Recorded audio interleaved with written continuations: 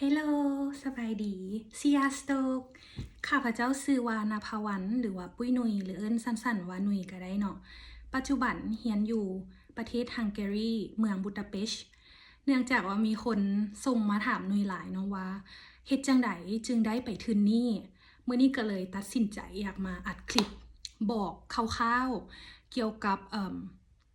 ขั้นตอนการสมัครหรือว่าการใช้ชีวิตอยู่นี่เป็นจังไดแต่ว่าก่อนอื่นขออนุญาตบอกแบ็กกราวด์ของตัวเองคร่าวๆก่อนเนาะว่าประมาณใดโดยหนุยหันจบไฮสคูลมาแต่เหลียวโตเนาะเรียนโรงเรียนจีนมาตั้งแต่น้อยเลย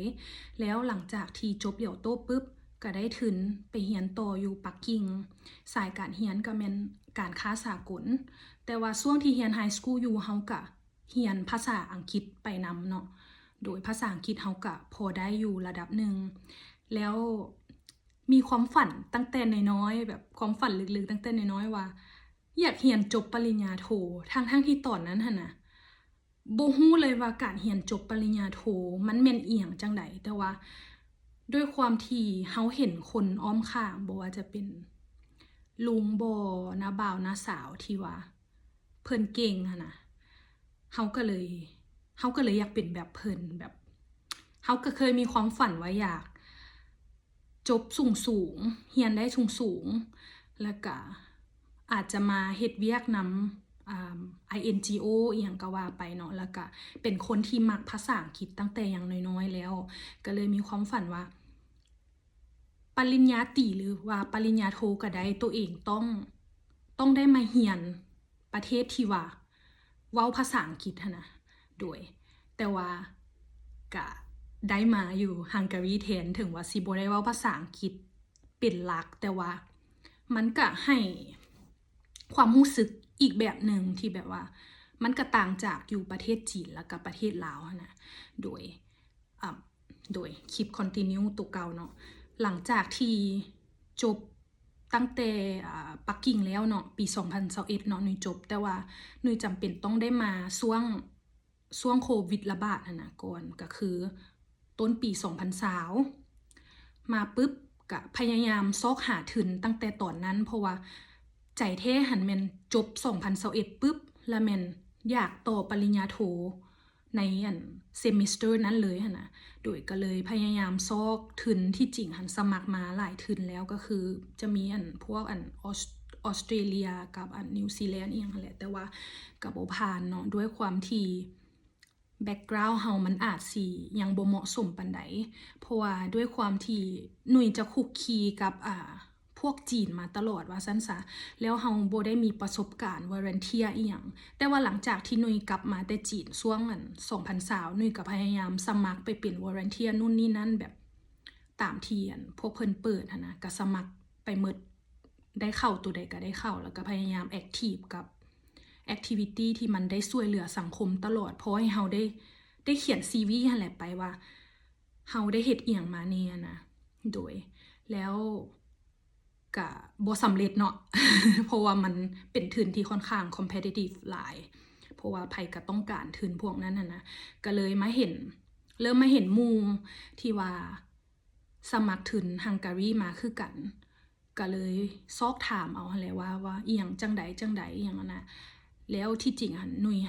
สมัครตั้งแต่ปี2022แล้วแต่ตอนนั้น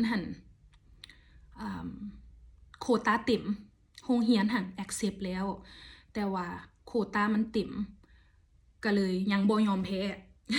ถึงคนอ้อมข้างสิว่าพอแล้วนู่นนี่นั่นแต่ว่าก็ยังอยากสู้ต่อนะในใจเฮานะแล้วก็เลยเว้ากับตัวเองว่าโอเคสมัครใหม่2023คันได้ก็คือดีเลยแต่คันบ่ได้ก็อาจจะ give up เพราะว่ามันก็หลายปีแล้วเนาะเฮาก็อายุบ่ได้น้อยแล้วนะโดยโอเคบัดนี้สิมาเว้าคร่าวๆว่าให้เป็นการตัดสินใจซะว่าแบบหลังจากที่หนุ่ยมาเรียนตั้งแต่เดือน9ปี2024จนฮอดปัจจุบันนี้แม่นวันที่28เนาะ28ธันวาปี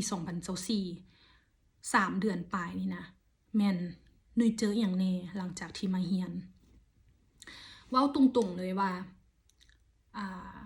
เฮาหั่นน่ะก่อนหน้านี้เฮา expect ว่าฮังการีหั่นน่ะจะเป็นอีกแบบหนึ่งแต่บาดมาเฮียนแท้ๆมันเป็นอีกแบบหนึ่งไปเลยถามว่ามันเป็นมันดีกว่าที่เฮา expect บ่หรือว่าบ่นั้นคิดว่าไผที่คิดอยากมาเฮียนอยู่นี่หั่นนะสิ่งหลักๆที่ต้องเกี่ยมมาก็คือห่างกายของตัวเองให้พร้อมเนาะแล้วก็ภาษาอังกฤษก็ต้องได้ระดับหนึ่งเพราะว่าเฮาได้ใช้ภาษาอังกฤษแต่ช่วงที่เฮียนหรือว่าลมกับหมู่ต่างประเทศแต่ว่าคนฮังการีส่วนหลายอยู่นี่คันอยู่ในเมืองบูดาเปสต์เองข้าเจ้าก็บ่ค่อยเว้าภาษาอังกฤษได้ปานใดคันข้าเจ้าบ่ได้แม่นออฟฟิเซอร์ตามที่แบบว่าจริงๆจังๆหั่นนะโดยฉะนั้นเฮาจึงต้องได้มาเรียนภาษาฮังการี2 เทอมมันเป็น mandatory เนาะตัวนี้ต้องได้เรียน2 เทอมถามว่าการเรียนตัวนี้ยากบ่ก็ยากแต่ว่าเรียนได้เพราะว่าเรียนมาแล้วเนาะเทอมหนึ่งก็บ่คิดว่าตัวเองสิเรียนได้แต่ก็ได้อยู่หั่นน่ะแล้วก็เบิ่งคนอ้อมข้างที่เรียนหั่นน่ะก็ได้คือกันหั่นน่ะฉะนั้นตัวนี้บ่เป็นปัญหาเนาะการเรียนภาษาใหม่เพราะว่ามันก็จำเป็นสำหรับประเทศนี้นะที่เฮาต้องได้รู้อีหยังแน่แล้วก็วัฒนธรรมอีหยังเฮาก็ต้องได้รู้ของพวกเพิ่นหั่นน่ะเนาะโดยแล้วก็สำหรับไผที่คิดว่าอยากมาเรียนอยู่ฮังการีเพื่ออยากมาลักๆอยากมาเที่ยวโอเคมาแต่คันคิดคาดหวังว่าอยากมาได้อย่างหลายกว่านี้แบบอยากมาหาเงินหลายๆเพื่อที่จะแบบอันนั้นอันนี้ก็ว่าไปนะหรือว่าคาดหวังว่าอ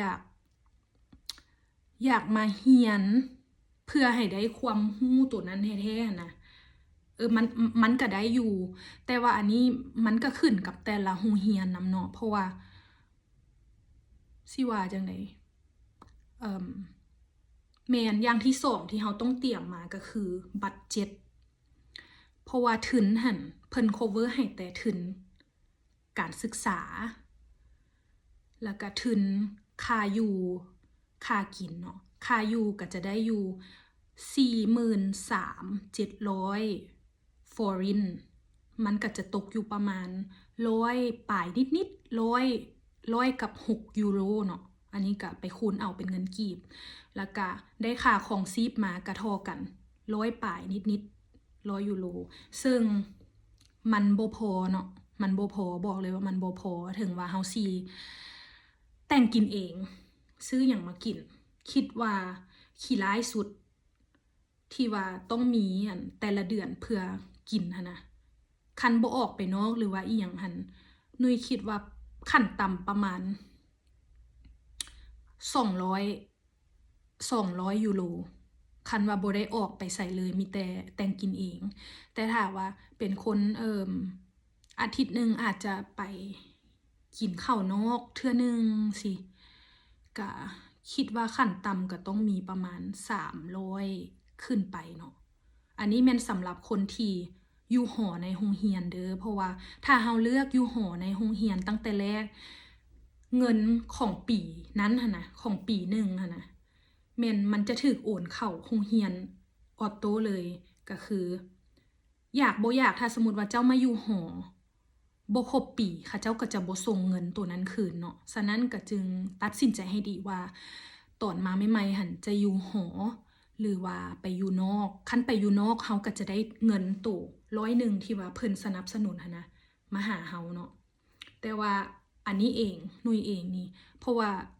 นุ้ยบ่ได้รู้หยังเลยว่าเฮามาเฮาสิได้เจอหยังแน่นะนุ้ยก็เลยเลือกอยู่หอไปก่อนเนาะเพื่อความมั่นใจแล้วสภาพของหอพักที่อยู่บอกเลยว่าขึ้นกับโรงเรียนเพราะว่า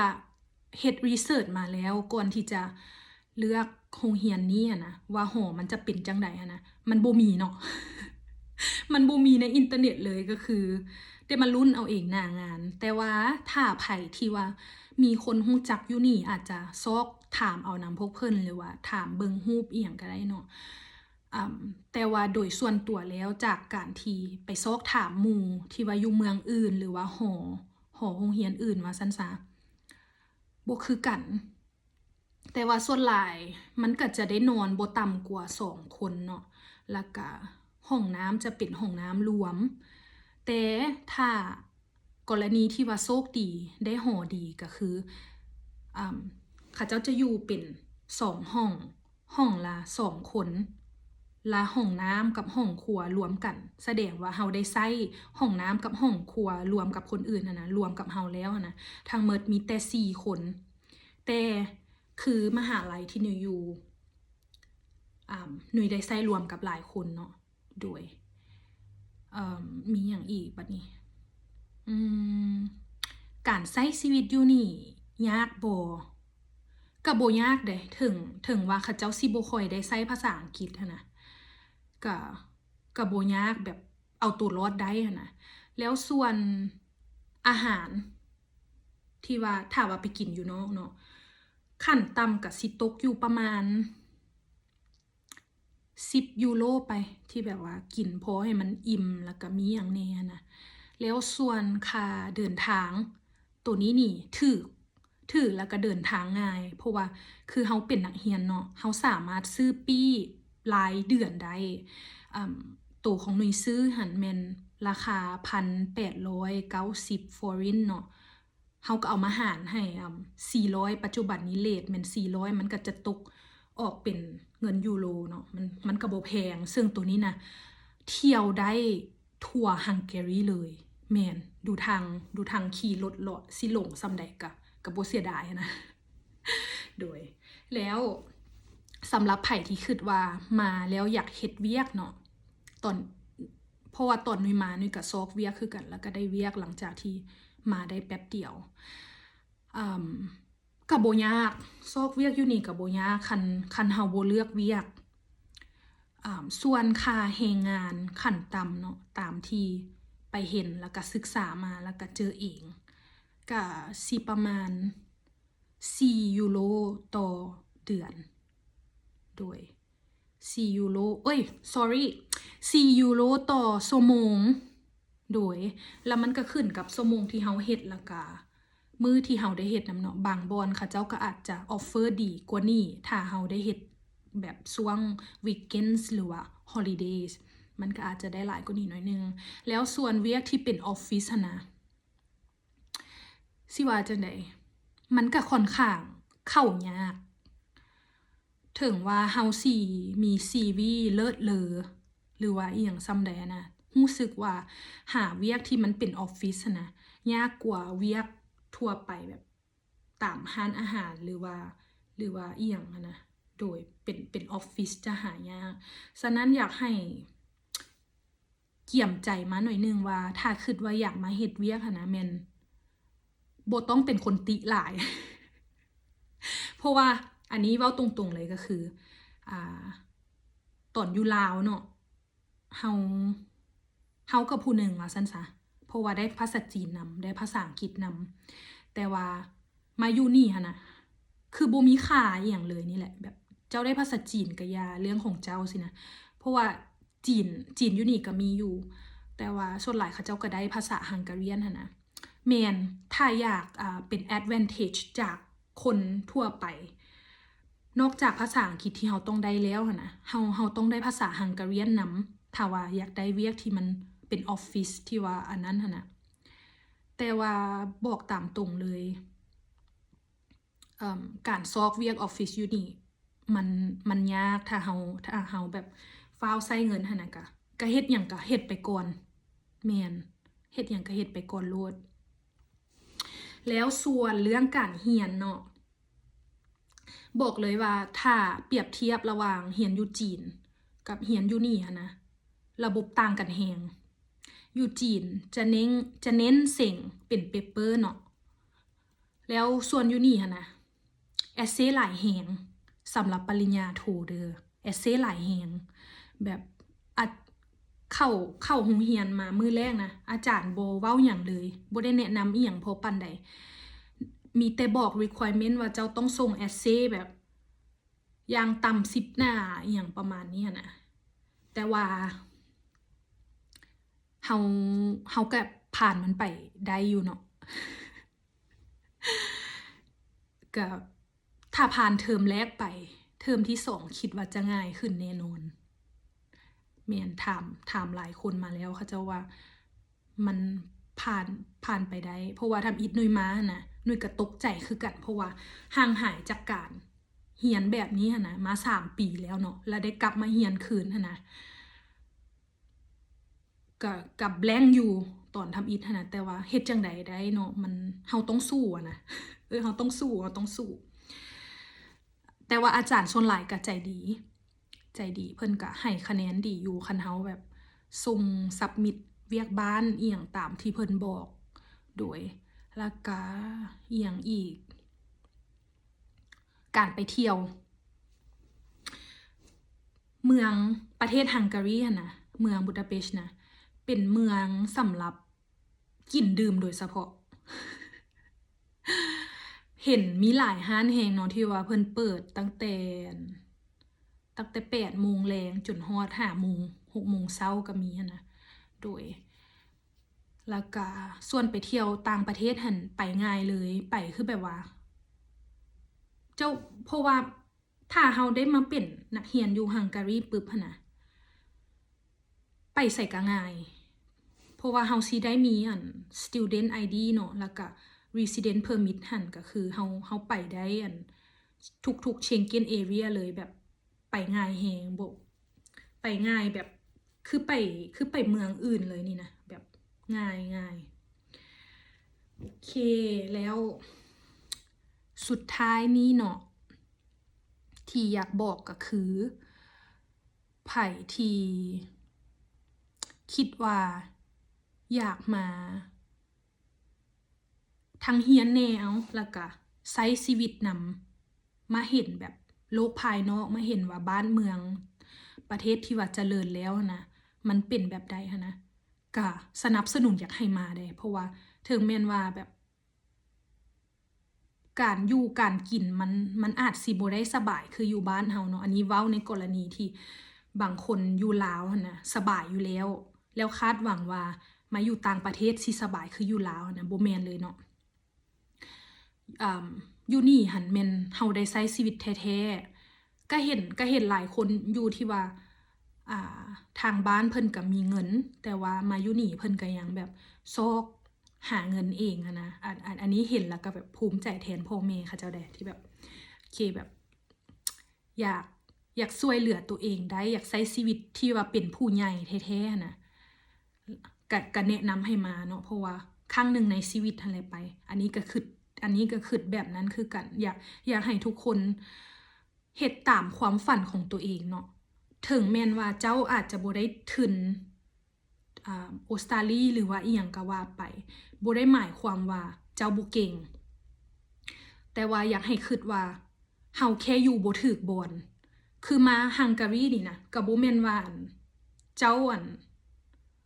สิว่าจังได๋ก็บ่แม่นว่าเจ้าบ่เก่งเท่าพวกอยู่ถึงออสตาลีหรือว่าอีหยังใดแต่ว่าถึงฮังการีนี่มันเปิดกว้างหลายกว่าหั่นนะแม่นมันเปิดกว้างหลายกว่าถึงอื่นแล้วมันก็บ่ได้มีข้อผูกมัดขนาดนั้นว่าโอเคจบตัวนี้แล้วเฮาต้องจังซั่นจังซี่นะมันค่อนข้างให้เฮามีตัวเลือกหลายโอละกะอีกอย่างหนึ่งที่ว่าเกี่ยวกับการเฮ็ดเวียกเนาะอันนี้หันเคยเดินทางไปบางเมืองของฮังการีแล้วที่ว่านอกจากบูดาเปสต์นะมันจะเป็นอีกฟิลหนึ่งไปเลยละ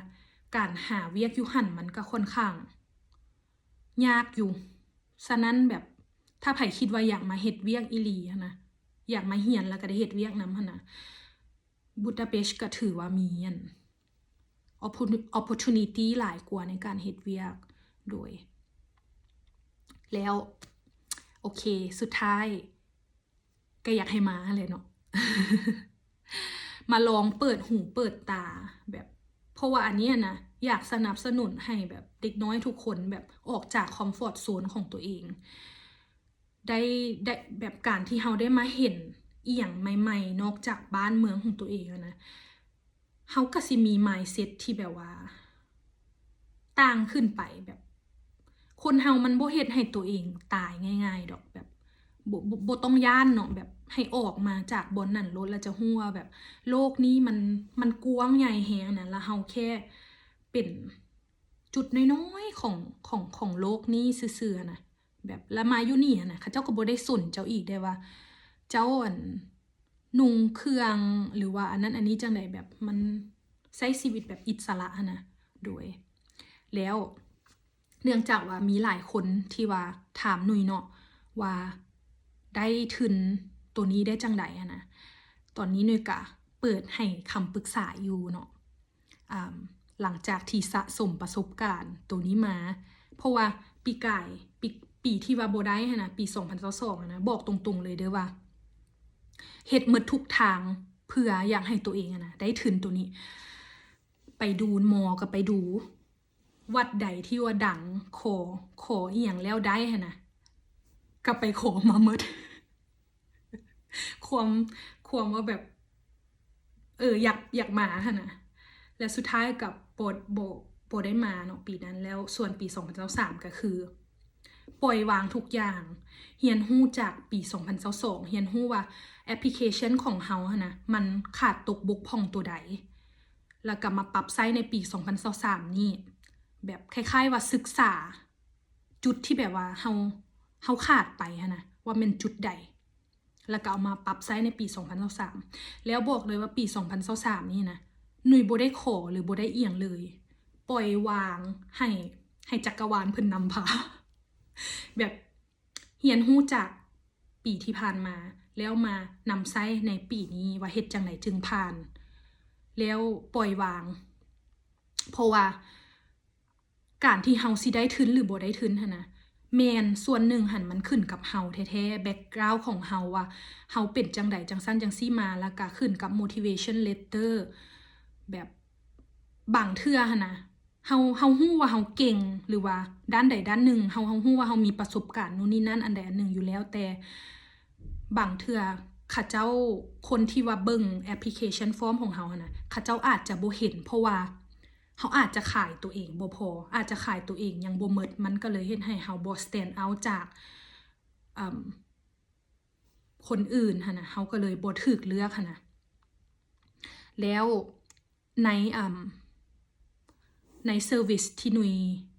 อยากช่วยเหลือนี่นะมันจะรวมตัวนั้นนำเนาะหนุ่ยสิช่วยเบิ่งทางแบ็กกราวด์ของผู้เกี่ยวว่าเรียนอีหยังมาจบอีหยังมาแนวใดแล้วควรจะยืนโรงเรียนใด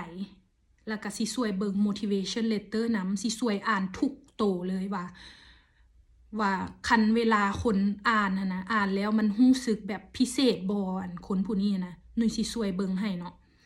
แล้วก็ทริคในการสัมภาษณ์แล้วก็สิตอบหมดทุกคำถามเลยว่าการใช้ชีวิตอยู่นี่อย่างมันเป็นแบบใดแบบให้คำปรึกษาแบบเอื้อยน้องหมู่คู่กันเลยแบบบ่มีเฟกบ่มีขายฝันแม่นสิช่วยเฮ็ดหมดทุกอย่างให้แอปพลิเคชันของพวกเจ้านี่นะมันมีเปอร์เซ็นต์ได้ถึงหลายขึ้นจากคนอื่นว่าซั่นซะเพราะว่าเฮาฮู้หลายกว่ามันก็ดีนะเพราะว่าตอนที่หนุ่ยยืนเองหนุ่ยก็หวังเลยว่าแบบอยากให้มีไผที่แบบรับปรึกษาแบบนี้นะแล้วบัดนี้ตัวเองได้มาแล้วนะก็อยากเผยแพร่ให้คนอื่นได้ฮู้นำว่าซั่นซะเพราะว่าตัวเองถือคติในใจอยู่แล้วว่าถ้าตัวเองเฮ็ดอีหยังบ่ได้ก็สิบ่สอนคนอื่นนะแบบคันเฮาบ่ได้ฮู้อยู่แล้วเฮาก็สิบ่บอกบ่สอนคนอื่นนะโดยฉะนั้นเชื่อใจได้เนาะโอเคถ้าว่ามีไผสนใจอยากปรึกษาก็ทักอินบ็อกซ์ของหนุ่ยมาได้เลยเนาะถ้าว่าทักแล้วก็อยากให้แบบมาคอมเมนต์น้อยหนึ่งว่าโอเคทักไปแล้วเนาะเพราะว่าFacebook ของหนุ่ยบางเทื่อนะมันบ่เตือนว่าแม่นไผแชทมา ก็บ่อยากให้พลาดโอกาสนี้ไปนะเพราะว่าถึงมันสิปิดวันที่15 เดือนหนึ่งนี่แล้วเนาะเฮายังมีเวลาอยู่ไปเข้าดาวเข้าอีหยังมาแล้วจึงมาเริ่มต้นใหม่ก็ได้ยังทันเนาะแต่ว่าสิ่งที่เฮาต้องมีอันลักๆนะแม่นเฮาต้องกรอกฟอร์มตามอยู่ในอันออนไลน์หั่นแหละเนาะคำถามมันก็เป็นสิ่งที่เกี่ยวกับตัวเฮามันก็บ่ได้ยากขนาดนั้นดอกแล้วก็ใบคะแนนจบใบปริญญาไฮสคูลหรือว่าบาเชลอร์เนาะสำหรับไผที่สิจบในปีนี้หั่นนะแล้วยังบ่มีใบประกาศก็บ่เป็นหยังเนาะตัวนั้นเฮาซับมิตก่อนเดือน8ก็ได้แล้วระดับภาษาอังกฤษแม่นขึ้นกับโรงเรียนที่พวกเจ้าเลือกเองเด้อว่าโรงเรียนตัวนั้นมัน require ซ้ำใดนะบางโรงเรียนก็ต้องการ IELTS บางโรงเรียนก็บ่ต้องการแต่ว่าแนะนำไว้ว่ามีไว้ก็ดีเนาะแล้วถ้าบางคนยังบ่มีใบEnglish Certificate เทื่อก็บ่ฟ้าวตกใจเนาะยังยื่นได้เพราะว่าตัวนั้นหันเฮาสามารถยื่นก่อนวันที่1 เดือน 8ได้เฮายื่นตามหลังได้แม่นถ้าว่าอยากมาแท้ๆก็ทักมาเด้อมาเป็นครอบครัวฮังการีบูดาเปสต์นำกันโอเคบ๊ายบาย